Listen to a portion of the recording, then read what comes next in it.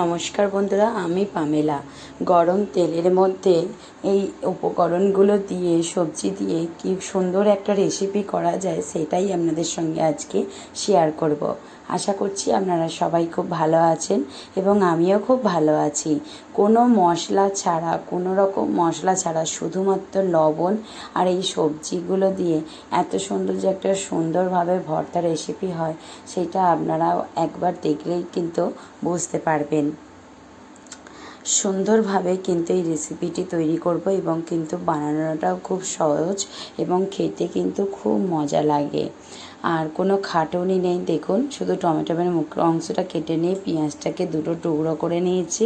চাইলে আপনারা গোটাও রাখতে পারেন। আর উচ্ছেগুলো কিন্তু একদম ছোট ছোট গোটাই দিয়েছে। গোটাই রাখলে ভালো, গোটাই রাখতে হবে।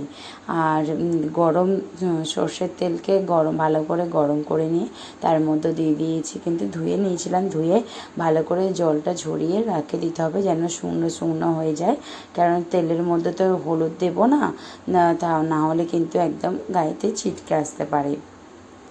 এবার দেখুন, একবার খালি ঢাকনাটা খুলে দিয়েছিলাম, খুলে দিয়ে পিটোপিট করে দিলাম একটু। এখন দেখুন পেঁয়াজগুলো তুলে নিচ্ছি, কারণ পেঁয়াজ যেহেতু খুব নরম জিনিস, তো পেঁয়াজটা আমার কিন্তু হয়ে গেছে। বাকি টমেটো আর উচ্ছেটাও কিন্তু হয়েই এসেছে, 90% হয়ে গেছে। আর 2 মিনিটের জন্য ঢেকে রেখে দেবো। দিয়ে আবার কিন্তু এইগুলো আমি তুলে নিলাম। তুলে নেবার পরে দিয়ে দিলাম ওই তেলেতে 2-3টে মতন শুকনো লঙ্কা। তো এটা শুকনো লঙ্কা দিয়ে মাখবেন, খেতে ভালো লাগে। কাঁচা লঙ্কার থেকে আমার শুকনো লঙ্কা দিয়ে মনে হয় খেতে খুব সুন্দর লাগবে। এই যে শুকনো লঙ্কাটাও তুলে নিলাম। এরপরে এই যে উচ্ছে, পেঁয়াজ আর টমেটো শুকনো লঙ্কাতে লবণ দিয়ে দিচ্ছি। দিয়ে এবার ভালো করে মেখে নিতে হবে।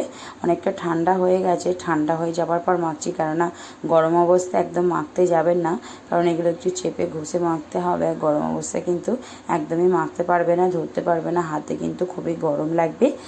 আর এটা গরম ভাতের সঙ্গে বন্ধুরা এত সুন্দর খেতে লাগে, মানে আপনি যারা না উচ্ছে খেতে ভালোবাসে, আমার মেয়ে খেতে পেরেছে, তার মানে ধরে রাখুন মোটামুটি আপনাদের বাচ্চারাও পছন্দ করবে। একটুখানি যারা না একদম খেতে চায়, তারাও কিন্তু অল্প একটুখানি হলেও কিন্তু খাবে। এইভাবে একবার অন্তত বানিয়ে দেখবেন, খেতে খুব ভালো লাগে। কেননা যেমন তেতো আছে, লঙ্কা ঝাল আছে, আবার কিন্তু টমেটোটা টক আছে, মানে ঝাল, টক আর তেঁতো, সাথে কিন্তু পেঁয়াজে আবার একটা মিষ্টতা ভাবও আছে, মানে টক, ঝাল, মিষ্টি, তেঁতো, দারুণ কম্বিনেশান।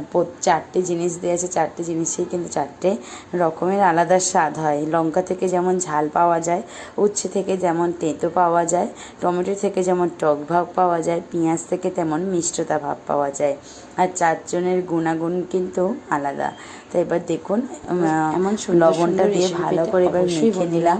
অনুরোধ রইল চ্যানেলটি সাবস্ক্রাইব করে পাশে থাকার জন্য। ভালো লাগলে একটি লাইক আর একটি ছোট্ট কমেন্ট করে জানাবেন যে রেসিপিটি আপনাদের আজকে কাছে কেমন মজাদার লেগেছে। তো আজকে কিন্তু ভিডিওটা এতটুকুই। গরম ভাতের সঙ্গে একদম জাস্ট জমে ক্ষীর। একবার অন্তত বানিয়ে দেখুন, অনুরোধ করছি আপনাদের কাছে। দারুণ দারুণ খেতে হয়, ছোট থেকে বড়, একদম গ্যারেন্টি সহ যে সববার খেতে কিন্তু খুব খুব খুব ভালো লাগবে। তো টাটা বন্ধুরা, ভালো থাকবেন, সুস্থ